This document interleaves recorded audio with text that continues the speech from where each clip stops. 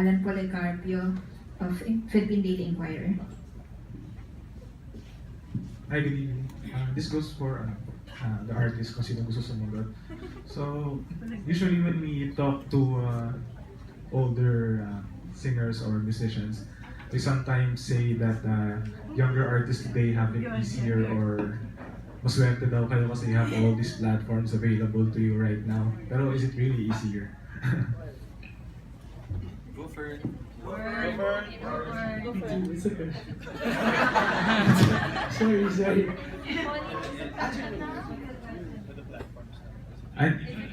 Oh yeah, it's easier. Because like as a lot of people said, Spotify does really help.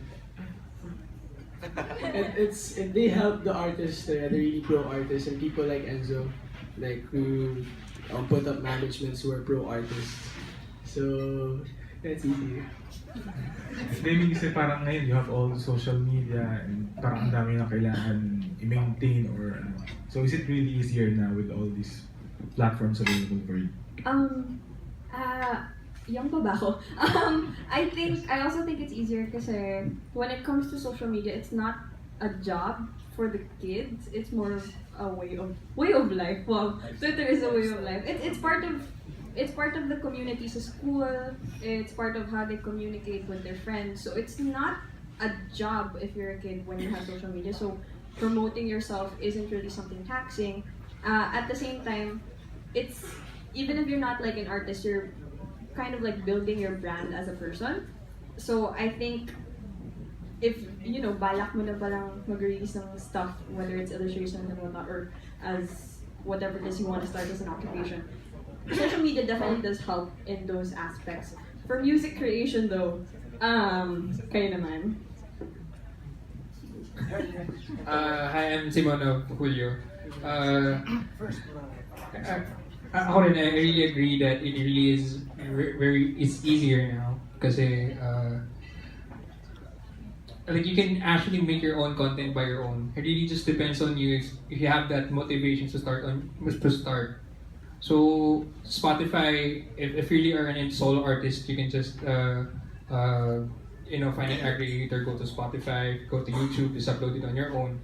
Pero we have this label, Status Management, who also knows better about the marketing side. I mean, digital marketing in terms of music and so yeah, I really believe it's more easier now.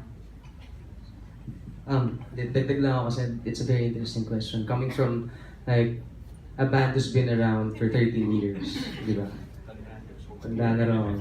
Start ako 17, okay? Medyo. Hindi, pero yun nga, iba yung landscape nung music scene ng 2006, 2007. Ibang-iba siya sa ngayon na yun nga, sinasabi ko kanina, yung physical copies hindi na ganun ka lakas. Maybe it's because wala na rin talaga masyadong CD players. Di ba? Parang nag-iba talaga yung landscape ng music ngayon. And yeah, it's easier in a sense na you can just put your music out there. You have like aggregators and recording labels and managements na just sign up, lagay mo yung kanta mo dyan, okay. Good thing, kasi nga everything's available sa mga tao. Sinasabi nga ni Eunice, social media lang makikita mo na kaagad. YouTube and lahat yan. But ang nakikita ko ngayon, dahil available lahat ng materials sa parang it's all in the air, diba? Nasa internet lahat. Ang labanan siguro ngayon talaga is yung longevity. Dahil nga ang bilis din ng transition eh. One day sikat ka or malakas ka, pero bukas pwedeng hindi, may bago na ulit. I mean, ang bilis talaga ng transition. So, parang longevity talaga yung labanan ngayon. And yung only way para ma-establish ng mga artists yung craft nila, yung mga songs nila, sila as a band, is through really the music, the gig goers, the music fans, di ba? And the music supporters na why I'm saying this is because parang gusto ko rin mag-call out sa lahat ng nakikinig sa mga Pinoy artists, whether Spotify or YouTube or kung saan man na yung support talaga yung essential sa panahon ngayon. Hindi lang siya sa pagpunta sa gig o pag-tweet din sa artist, pero sa pag-support dun sa nilalabas ng artist, like streaming properly, legally, and pag-hit sa YouTube ng mga music videos. Kumbaga, and actually, ang pinaka-importante now is the supporters na nagsispread ng word. May nilabas na magandang kanta yung Sud. Pakinggan nyo to parang sa bawat follower ng isang listener, malaking bagay na nasi-share yung music namin lahat dun sa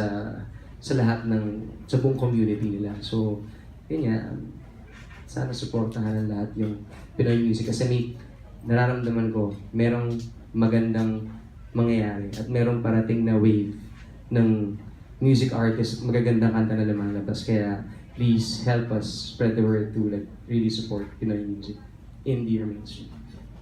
And since everyone can just upload their music or share their music online, do you think having great material is enough to stand out, or do you think you have to work on this image or whatever? Do you think having good music is enough to stand out right now? Yes, definitely. It's all about the music. Kumbaga, of course, it's audiovisual, di ba? Para lagi mo namang i-connect yung dalawa. Pero, like, lalo sinasabi ko rin sa mga tao na nakakausap ko, anong sekreto to like make it in the music business? Just have a kick-ass song and, perform it live na like no other. Yun na yun. I mean, you never go wrong. And how do the others think singers? Well, una muna, dun sa question na, is it easier or is it harder? It's easier, but it's harder because it's easier. Totoo. Bakit? Kasi it's easier to put your music out, and that's what makes it harder. Because before, not everyone can actually make it to the point na nasa CD stores yung music, which was probably the only other way aside from radio or TV, ganun. Ngayon, anyone can do it. Like, example, yung tropa ko, sabihin ko, uy, maglabas ka sa Spotify.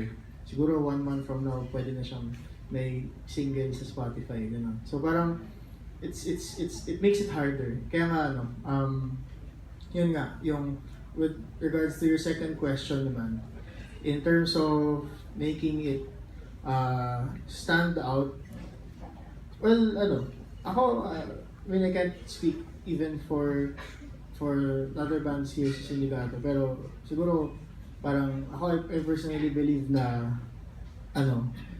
it's really just about it will really just be about the music at kung paano ko masasabi yun,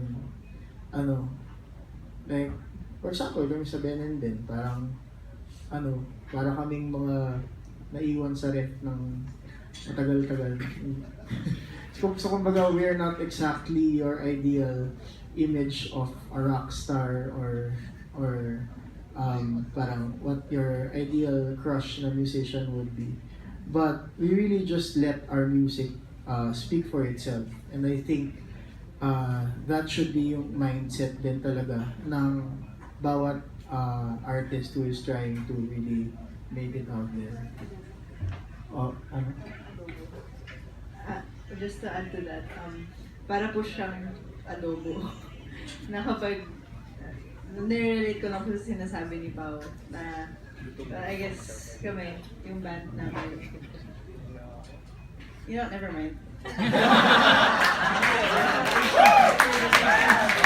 Yeah.